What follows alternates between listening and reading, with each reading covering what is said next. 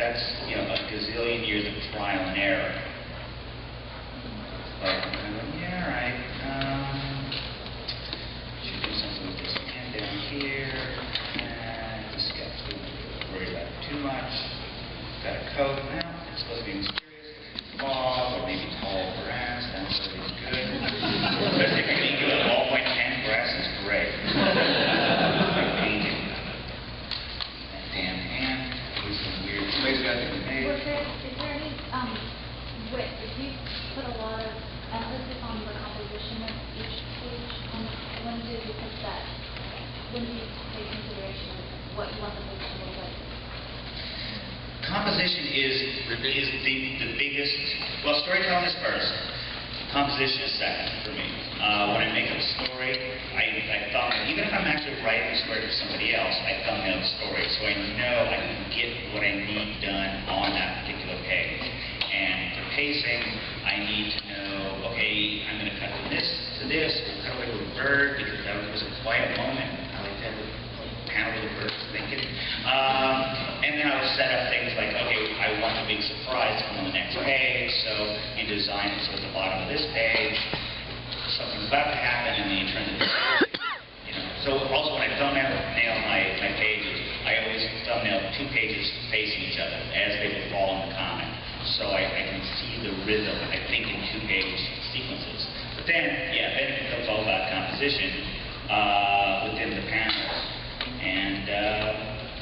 And again, that's all done in the thumbnail stage. You said composition within the panels. What about within the larger page? What kind of process occurs when you're doing that?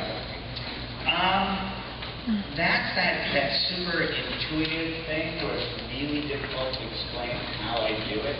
And I wouldn't even know where to start here. If you look through some of the time, we show some of my pages, and I can go through them and you know, at the time I might not really know what I was doing, but looking back at them, I go, oh, you know why I did that?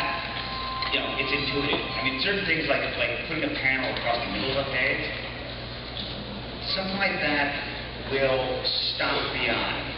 If you're running a sequence of panels, you're moving along, especially if the panels are all the same size, the figures in the panels are the same size, you're just reading. But you put a panel, slap a panel across horizontal, and it's just like when you're at the grocery store, you put that bar down and keep your groceries from the other guy's groceries. It stops the eye. So there are various things, different sizes of panels, certainly different sizes of figure within a panel. These things can speed up and, you know, slow down your storytelling. Where does your use of vertical panels come in? The question is, where does the use of vertical panels come in? You seem to use quite a few of those.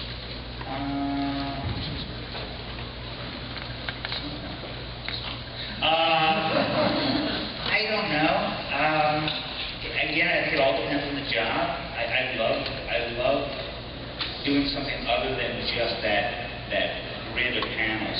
One thing I don't do is just say, ooh, I need some crazy stuff going on, so it's not boring. You know, I always do it. I mean, not necessarily to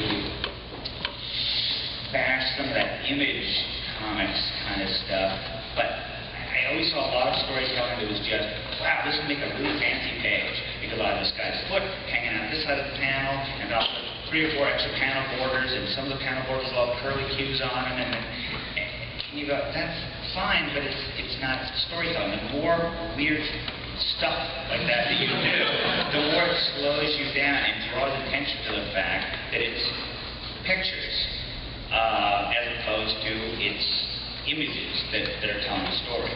So I'm big on the fancy stuff. Who were you looking at mostly when you were kind of coming up and gaining a lot of your skill, especially black and white artists?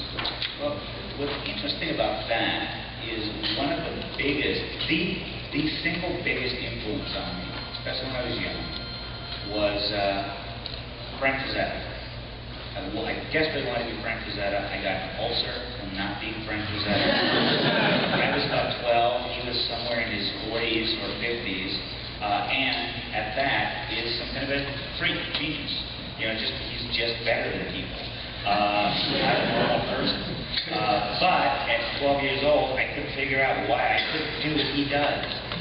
So I worried about it a lot, and I studied his painting as nobody's business.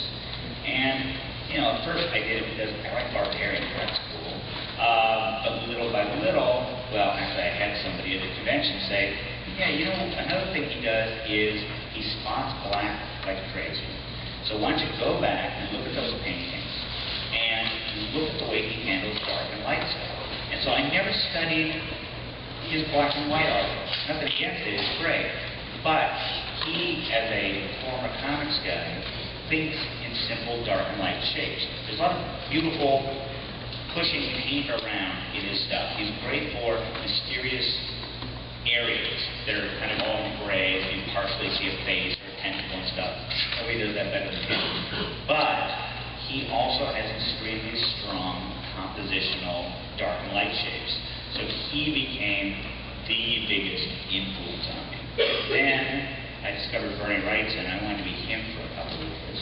Then I got kind of confused and wanted to be a bunch of different people. So, one week I wanted to be Ron Bodie, and one week I wanted to be Alex Toad. I never wanted to be Alex Toad. That's kind of funny. Not because I met him.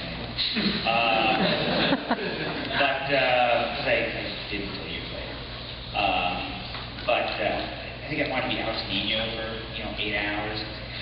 The great thing about it is I started studying a zillion different guys, and as a result, when you look at my stuff, one thing I think is cool is a lot of people go, who are your influences? You see a lot of guys and they go, oh, I see you're doing Rob Liefeld mixed with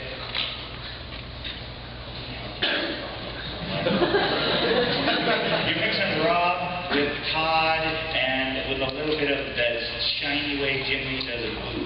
And you go, oh yeah, I see what all that is. So unfortunate for you. But what you do is you get guys that are picking up style tricks.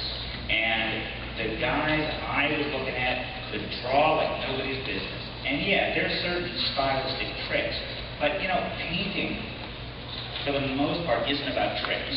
It's about creating volume and shape and stuff like that. So if you're studying painters, you kind of, especially if you're studying a painter and you're translating stuff in black and white, you're kind of forced to come up with your own ways to interpret things.